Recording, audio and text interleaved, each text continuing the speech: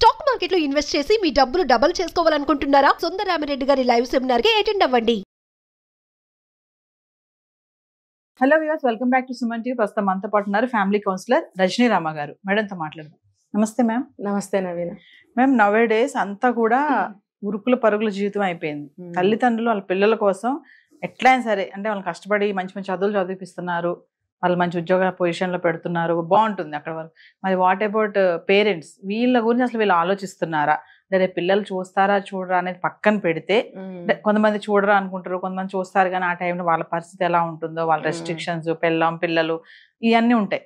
మామూలుగా అంటే 60-70 సంవత్సరాలు దాటాక వీళ్ళకి అప్పటికి వచ్చేస్తాయి కదా పిల్లలు, పెళ్ళిళ్ళు అన్నీ అంటే తల్లిదండ్రులకి. మరి ఆ టైంలో వీళ్ళకి ఒక సేఫ్టీ ఉండాలి అంటే ఎలాంటి జాగ్రత్తలు తీసుకోవాలి? చాలా మంది చూస్తున్నాం మనం ఈ మధ్య కాలంలో, ఓల్డేజ్ హోమ్స్ కానీ అక్కడికి వెళ్ళిపోతున్నారు. కొంతమంది వాళ్ళంతటా వాళ్ళే వెళ్తున్నారు, కొంతమంది తీసుకెళ్లి జాయిన్ కూడా చేస్తున్నారు.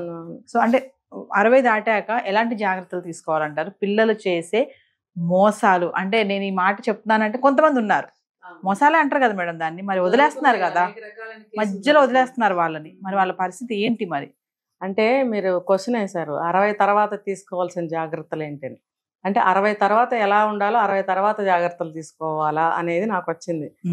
60 తర్వాత ఎలా ఉండాలి అనేది జాగ్రత్తలు 60లో తీసుకునేది కాదండి. అది ఇంకా ఒక 20 సంవత్సరాల ముందే తీసుకోవాలి.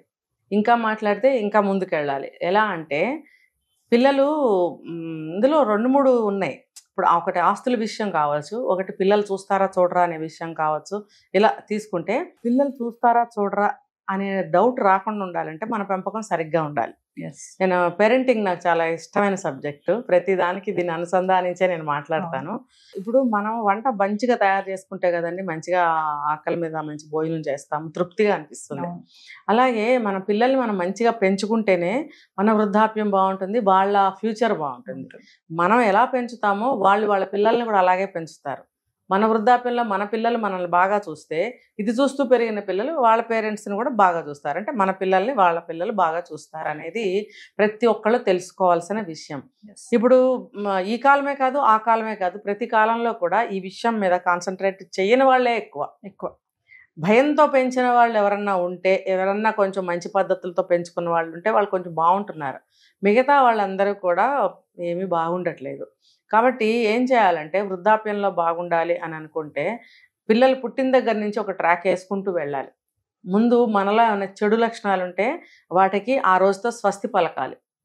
ఏది నోటుకు వచ్చినట్టు బూతులు తిట్టడమా, లేకపోతే డబ్బులు బాగా ఖర్చు పెట్టేయడమా, ఏది ఎలా చేస్తే ఏముందిలే అని అనుకోవటమా, భార్యను కొట్టడమా, తిట్టడమా, వచ్చిన చుట్టాలతో జలసాలు చేయటమా, ఫ్రెండ్స్తో జలసాలు చేయటమా, దాన ధర్మాలు చేయటమా, విచ్చలవిడిగా ఉండటమా, ఇలాగా మనం ఏదైనా ఒక సినిమా చూసినా, ఒక పని చేసినా, ఏదైనా సరే ప్రతి ఒక్కటి కూడా పిల్లల మీద ఇన్ఫ్లుయెన్స్ అవుతుంది. కాబట్టి పిల్లలు పుట్టంగానే మన ఫ్యూచర్ బాగుండాలి, పిల్లల ఫ్యూచర్ బాగుండాలి అని అనుకుంటే ఇలాంటి వాటి అన్నిటికీ పిల్లలు పుట్టిన రోజునే స్వస్తి పలకాలి, లేకపోతే పిల్లల్ని కనకండి. నేను ప్రతి వీడియోలో చెప్తా ఇదే మాట, మళ్ళీ చెప్తున్నా.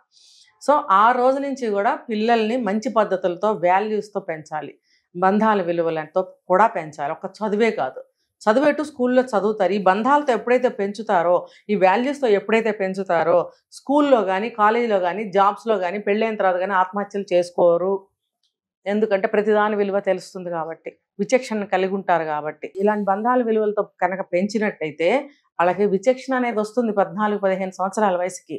ఆ విచక్షణ అనేది కలిగి ఉంటే వాళ్ళు ఆత్మహత్యలు చేసుకోరు, అసలు తప్పు పనులే చేయరు. ముందు భయభక్తులతోటి, మంచి పద్ధతితోటి, డిసిప్లిన్ తోటి పెరుగుతారు వాళ్ళు. ఆ పెరిగినప్పుడు చక్కగా ఒక క్రమ పద్ధతిలో చదువుకుంటారు, మంచిగా పైకి వస్తారు, మంచి ఉద్యోగంలో సెటిల్ అవుతారు. ఇప్పుడు ఆఫ్టర్ 60 మనం ఎలా ఉండాలి అనుకునే ప్లాన్ ఇప్పుడు చేసుకోవాలి, మిడిల్ ఏజ్లో చేసుకోవాలి. వీళ్ళు ఏం చేయాలి, ఒక 15 సంవత్సరాల ముందు నుంచి, ఓకే ఇంకా మరీ కొంచెం లీస్ట్ ఒక 10 సంవత్సరాల ముందు నుంచి కూడా వీళ్ళ ఆఫ్టర్ రిటైర్మెంట్ ఎలా అనేది ప్లాన్ చేసుకోవాలి. వీళ్ళు ఒక మెడికల్ ఫండే కానీ, లేకపోతే LICలే కానీ, ఇంకా ఉన్నాయి కదా మన హెల్త్ ఇన్సూరెన్స్లు కానీ, లేకపోతే హ్యాపీ ఫండ్ కానీ, ఇంకా ఇలాంటి ఫండ్స్ కొన్ని ఉంటాయి. ఇవన్నీ కూడా వీళ్ళు నిర్ణయించుకోవాలి. దానికి తగ్గట్టుగా మంత్లీ ఇన్వెస్ట్ చేసుకుంటూ ఉండాలి. రిటైర్ అయిన తర్వాత వచ్చే ఫండ్స్ ఉంటాయి కొన్ని, దాన్ని కూడా ఇష్టం వచ్చినట్టు చేయకుండా దాన్ని కూడా ఇన్వెస్ట్ చేసుకోవాలి. ఎందుకు అని అంటే చేసుకోగలుగుతారు. ఎట్లా అంటే పిల్లలు చక్కగా సెటిల్ అవుతుంటారు, వాళ్ళు ఏమి చెడిపోలేదు. చక్కగా పద్ధతిగా పెరుగుతున్నారు, చక్కగా చదువుకుంటున్నారు, మంచి ఉద్యోగాల్లో సెటిల్ అవుతూ ఉన్నారు. ఇలా మిడిల్ ఏజ్ అంటే అది అంతే కదా.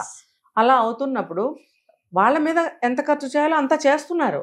కానీ ఆఫ్టర్ రిటైర్మెంట్ అని అన్నప్పుడు, ఆఫ్టర్ 60 అని అన్నప్పుడు ఇక్కడి నుంచి మీ గురించి కూడా 50% మీరు ఆలోచించాలి. ఇక్కడి నుంచి కంట్రోల్ అవ్వాలి. ఒక క్రమ పద్ధతిలో పెరిగిన పిల్లలు విచ్చలవిడిగా డబ్బులు ఇవ్వమని అడగరు. ఒకవేళ కొత్త అలవాట్లకి అలవాటు పడే ఒకవేళ అడిగితే కనుక మళ్ళీ మీరు మీ పద్ధతిలో లాక్కొస్తారనమాట. లాక్కు రావాలి. ఆ దారిలోకి వస్తారు వాళ్ళు. పోనీలే ఇంతవరకు బాగున్నారు కదా, బ్రహ్మాండంగా సెటిల్ అవుతున్నారు కదా, అక్కడెక్కడికో వెళ్దామంటున్నారు, పిక్నిక్ వెళ్దామంటున్నారు, లేకపోతే ఇలా ఉంటాయన్నమాట. ఇప్పుడే కదా అడిగారు పాపం, పంపిద్దాంలే, డబ్బులు ఇద్దాంలే అని మీరు అనుకున్నారా, అయిపోయింది అక్కడ. వెళ్ళండి, ఫ్యామిలీ అంతా కలిసి వెళ్ళండి. ఫ్రెండ్స్తోనో ట్రిప్పులో టూర్ అలా అలా వెళ్ళారనుకోండి, అక్కడికి వెళ్ళిన తర్వాత ఏం జరుగుతుందో తెలియదు. ఇవాళ రేపు మనం చాలా చూస్తున్నాం. అక్కడికి వెళ్ళి కాలు జారి పడిపోవడమో, ఇంకోటి జరిగి పడిపోవడమో, ఊరికే సరదాగా చేయి పెట్టి ఇట్లా తోసుకుని జోకులు వేసుకునేటప్పుడు జారి పడిపోయి చనిపోయిన కేసులు ఎన్నో కొల్లలు ఉన్నాయి. ఇలాంటివి మనకి ఎక్కడ ఏం పొంచి ఉందో మనకు తెలియదు. ఫ్యామిలీస్తో వెళ్తే ఇలాంటి ప్రమాదాలు జరిగే ఆస్కారాలు అసలు 1-2% ఉంటుంది. ఎందుకంటే పెద్దలు కంట్రోల్ చేస్తుంటారు, అటు వెళ్ళొద్దు ఇటు వెళ్ళొద్దు, ఇటు రండి ఇక్కడ కూర్చోండి అని అన్నప్పుడు అది వినాలి. మీరు దూరం నుంచి ఆస్వాదించండి. ఆ నీళ్ళల్లోకి వెళ్ళడం ఎందుకు, ఆ వాటర్ ఫాల్స్ దగ్గరికి వెళ్ళడం ఎందుకు, అంత పెద్ద పెద్ద చెట్లు ఎక్కి కిందకి దూకుదాం అనుకోవడం ఎందుకు, ఇవి జరుగుతున్నాయి. చెట్లు ఎక్కి అక్కడి నుంచి ఉయ్యాలలాగా ఊగుదాము, మనము ఫొటోస్ తీసుకుందాము, ఇలాంటివన్నీ జరుగుతాయి పిల్లలు వెళ్ళినప్పుడు. పెద్దవాళ్ళు ఉన్నప్పుడు కంట్రోల్ చేస్తారు. కాబట్టి ఆ విలువలతో పెంచితే పిల్లలు కూడా పనులు చేయరు.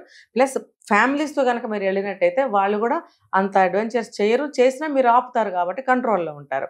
ఇలా కంట్రోల్ అనేది ఎప్పుడూ కూడా పెడుతూ ఉండాలి వాళ్ళకి. అందరూ కలిసి ఎంజాయ్ చేయండి చక్కగా. అదే చెట్టు కింద మీరు ఒక బెడ్షీట్ వేసుకుని కూర్చొని పిక్నిక్ జరుపుకొని రండి. అంతేగాని ఆ చెట్టుకు ఉయ్యాలేద్దామా, ఆ వాటర్ మీద నుంచి ఉయ్యాల ఊగుదామా, ఇలాంటి ఆలోచనలు చేయకుండా ఉండటానికి పెద్దవాళ్ళు ఉంటే జరగకుండా ఉంటాయి. సో ఏదైనా సరే ఫ్యామిలీతో స్పెండ్ చేయగలగాలి. సో ఇట్లా 60 years తర్వాత ఎలా ఉండాలి అనేది మళ్ళీ వద్దాం. ఈ ఫండ్స్ అనేవి హ్యాపీ ఫండ్ కానీ, మెడికల్ ఫండ్ కానీ, ఏదో గవర్నమెంట్ ఎంప్లాయీస్ అయితే ఏవో గవర్నమెంట్ ఫెసిలిటీస్ ఉంటాయి వాళ్ళకి, ప్రైవేట్ వాళ్ళకి ఇలాంటివన్నీ ఉండవు. కాబట్టి హ్యాపీ ఫండ్ అనేది ఖచ్చితంగా ఉంచుకోవాలి, మెడికల్ ఫండ్ ఉంచుకోవాలి, ఇంకా లైఫ్ ఇన్సూరెన్స్లు ఇలాంటి ఇన్సూరెన్స్లు అన్నీ చేసుకోవాలి. ఇంకా ఆస్తి పాస్తులు ఏమన్నా ఉంటే అవి రాతకోతలు పిల్లల పేరు మీద ఎవరు చేయరు దాదాపుగా. అతి ప్రేమతోటి బాగుపడుతున్నారు కదా మా పిల్లలు, ఇంకెందుకు మమ్మల్ని బాగా చూసుకుంటారు అని ఒక అతి నమ్మకంతో కూడా మీరు వీలునామాలన్నీ రాయకూడదు. ఎందుకంటే కొన్నాళ్ళు గడవనివ్వండి, వాళ్ళు పెళ్ళిళ్ళు అవ్వాలి, పిల్లలు పుట్టాలి, 10-15 ఏళ్ళు గడవాలి. వాళ్ళు ఏంటో కూడా మీరు టెస్ట్ చేసుకోవాలి కదా. వచ్చే అమ్మాయిలను కూడా మంచి అమ్మాయిలను సెలెక్ట్ చేసుకున్నట్టయితే మీ కుటుంబానికి తగ్గ అమ్మాయిల్ని, కట్న కానుకలు, హైఫై సంబంధాలు, లేకపోతే బ్రహ్మాండమైన రంభా ఊర్వశి లాంటి అందగత్తెలు కావాలి, ఇలాంటి కోరికలు కోరుకున్నారనుకోండి, మీ ఫ్యామిలీకి మ్యాచ్ కాకపోవచ్చు. అంటే మేడం ఇప్పుడు మీరు అన్నారు కదా ఆస్తిపాస్తులు అతి ప్రేమ వాళ్ళు రాస్తారని, అలా రాయడం వల్ల అంటారా ఈ రోజు వృద్ధాశ్రమాల్లో వీళ్ళంతా ఎక్కువ మంది అయిపోయారంటే ఏం చెప్తారు? అందుకే ఇక్కడ నేను క్లాస్ పెట్టాను, వాళ్ళకి పెళ్ళిళ్ళు అవ్వాలి, 10-15 ఏళ్ళు గడవాలి. ఎందుకు వచ్చిన అమ్మాయి మనస్తత్వం ఏంటో మనకు తెలియదు. ఇప్పటి వరకు మీ అబ్బాయి చాలా మంచివాడు, ఆ తర్వాత మారిపోతేను, లేకపోతే వాళ్ళ అవసరాలు మారిపోతేను, వాళ్ళ మనస్తత్వాల ఆలోచనలు ప్లాన్లు మారిపోతేను, ఇలాంటివి కలగకుండా ఉండాలంటే మీరు అప్పుడే ఏమీ రాయకండి. వాళ్ళ మీద భరోసా ఏర్పడిన తర్వాత మనందరం ఒకటే, వీళ్ళని మేము కాకపోతే ఎవరు చూస్తారు, మేము చూడకపోతే వీళ్ళని ఎవరున్నారు చూసేవాళ్ళని అభిప్రాయం కొడుకు కోడల్లో కూడా కలగాలి. అలా కలగాలి అంటే మంచి అమ్మాయిల్ని మీరు సెలెక్ట్ చేసుకోండి. లవ్ మ్యారేజ్ అవనివ్వండి, అరేంజ్డ్ మ్యారేజ్ అవనివ్వండి, కుటుంబానికి తగ్గ అమ్మాయిని తెచ్చుకోవాలని నా కోరిక అంటే జనం అలా ఉండాలనేది నా కోరిక. అలా ఉన్నప్పుడు ఆ అమ్మాయి కూడా ఈ కుటుంబానికి తగ్గట్టుగా ఆలోచించగలుగుతుంది. కొంతమంది అమ్మాయిలు బాగుంటారు, బాగా చదువుకుంటారు, అబ్బాయి అంటే ప్రాణం ఇస్తారు, కానీ ఈ కుటుంబ సభ్యుల్ని సొంతం చేసుకోలేకపోతారు. దానివల్ల ఏమవుతుంది, పరాయిగానే ఉంటుంది. ఇంకొకటి ఏంటంటే ఇక్కడ అత్తగారు కూడా సడన్గా మారిపోవచ్చు, ఆ అమ్మాయిని బయట దానిలాగా చూడొచ్చు. ముఖ్యంగా బయట నుంచి వచ్చిన అమ్మాయిని ఎప్పుడు కూడా అలా చూడొద్దండి. ఇప్పుడు ఆ అమ్మాయి వాళ్ళ ఇంట్లో ఉండొచ్చు కదా, మన ఇంటికి ఎందుకు వచ్చింది? మన ఇంటి దగ్గర లేకపోయినా అబ్బాయి దగ్గర ఉన్నా సరే మన ఫ్యామిలీకే వచ్చింది కదా, తన ఇంట్లో తను వాళ్ళ అమ్మ దగ్గర ఉండొచ్చు కదా, ఎందుకు వస్తుంది అనేది అర్థం చేసుకోవాలి. ఆ అమ్మాయిని బాధ పెట్టకూడదు, ఏ విధంగానూ బాధ పెట్టకూడదు. అంటే ఏదో ప్రతిరోజు గొంతెమ్మ కోరికలు తీర్చటము, ప్రతిరోజు ఏదో కానుకలు ఇవ్వటము, మెళ్ళ గొలుసులు వేయటము, పట్టు చీరలు కొనటం, ఇలాంటి వాటితో మీరు ఎప్పుడూ కూడా ఒక మనిషిని మీరు మంచితనం చేసుకోలేరు. సహజమైన ఒక ప్రవర్తన అనేది ఉంటుంది ప్రతి మనిషికి. సహజమైన ప్రవర్తనతోటి చేసుకోవాలి, మన వైపు చేసుకోవాలి అవతల అమ్మాయిని. అలా ప్రేమించగలగాలి, ఉన్న దాంట్లోనే చక్కగా చూడగలగాలి, ఒక మాట ద్వారానేనండి ఏదైనా. నువ్వు ఎన్ని నగలు ఇచ్చినా సరే ఒక మాట బాగోకపోతే వాళ్ళు సరిగ్గా ఉండరు. ఎన్ని చీరలు ఇచ్చినా ఎన్ని ఆస్తులు ఇచ్చినా ఎవరికి ఇస్తారేంటి తర్వాత మాకేగా ఇస్తారు అని మాట్లాడతారు. అదే నువ్వు మంచిగా ప్రేమించు కోడల్ని, ఇంకా ఆ అమ్మాయి వదిలి వెళ్ళదు. అది అటువంటి మనస్తత్వం గల అమ్మాయిని ముందే మీరు సెలెక్ట్ చేసుకోవాలి. వచ్చిన తర్వాత ఆ అమ్మాయిని ఆదరించగలగాలి, ప్రేమించగలగాలి, మనలో కలుపుకోగలగాలి. అప్పుడు మీ అబ్బాయి కూడా ఆ అమ్మాయిని మనలో కలపడానికి గట్టిగా ప్రయత్నిస్తాడు, తను కలుస్తుంది. అంతా కూడా ఒక కుటుంబంగా. ఇప్పుడు నిన్నటి వరకు మీరు 4 ఉన్నారు, వాళ్ళు 5 అయ్యారు, రేపు 6 అవుతారు. 6 కలిసి కూర్చుని మీ ఇంటి సమస్యల్ని పరిష్కరించుకోండి. మీరు 6 సలహాలు వస్తాయి. ఇప్పుడు ఇక్కడ నిన్నటి వరకు 4, ఇవాళ 6. ఏదైనా సమస్య వచ్చిందంటే 6 కలిసి ఎవరికి తట్టిన సలహా వాళ్ళు ఇచ్చినప్పుడు ఏదో ఒకటి క్లిక్ అవుతుంది, మన సమస్యను మనం పరిష్కరించుకోవచ్చు. అలా కుటుంబం ఏకమైనప్పుడు ఫ్యూచర్లో మనం వాళ్ళకి ఆస్తుల్ని రాసి ఇవ్వచ్చు, కానీ కంప్లీట్గా కాదు. కొన్ని భాగాలు ఉంటాయి, వాళ్ళకింత మనకింత అనేది ఉంటుంది. మన కింద మనం కొంత ఉంచుకోవాలి. అది చివరికి ఇంకా చెప్పినట్టు వాళ్ళే కదా తీసుకుంటారు. ఎంతమంది పిల్లలు ఉంటే అంతమంది పంచుకుంటారు అనేది చట్టరీత్యా కూడా అది ఉన్నదే. కాబట్టి మొత్తం పంచకూడదు, పంచితే కూడా పంచే విధానం ఇది. అప్పటికీ కూడా వీళ్ళకి కొన్ని ఫండ్స్ ఉంచుకోవాలి. హ్యాపీ ఫండ్ ఉండాలండి ఖచ్చితంగా. కొంతమంది రిటైర్ అయ్యాం కదా, అమ్మాయి నా దారి నేను తిరుగుతాను, మా పెళ్ళాం ఇంట్లో వండుకుంటూ కూర్చుంటుంది అని అనుకుంటారు కొంతమంది మగాళ్ళు. కానీ హ్యాపీ ఫండ్ అనేది కంపల్సరీ, నీడ్ అండి, అది నీడ్. ఫారిన్ కంట్రీస్లో చూడండి, వీక్లీ వన్స్ ఆర్ ట్రైస్ లేకపోతే మంత్లీ వన్స్ ఆర్ ట్రైస్ బయటకు వెళ్తుంటారు. ఎందుకు? అది నీడ్, మానసిక వికాసం. కొంపలోనే కూర్చుని అదే వంట చేసుకుంటూ ఆ భర్త ఏమో రిటైర్ అయినా సరే బయట తిరిగి వస్తూ ఉంటే ఆయన ఎప్పుడు వస్తాడని ఎదురు చూస్తూ వండి పెట్టడం అనేది ఇప్పుడు జీవితంలో ఏమైనా మార్పు ఉందంటారా? ఇప్పుడు ఆయన కూడా ఉద్యోగం పేరుతో తిరిగి వచ్చాడు, ఇవాళేమో ఊరికే గాలికి తిరిగి రావడానికి అలవాటు పడ్డాడు. ఆయన టైం టేబుల్లో ఏమైనా మార్పు వచ్చిందా?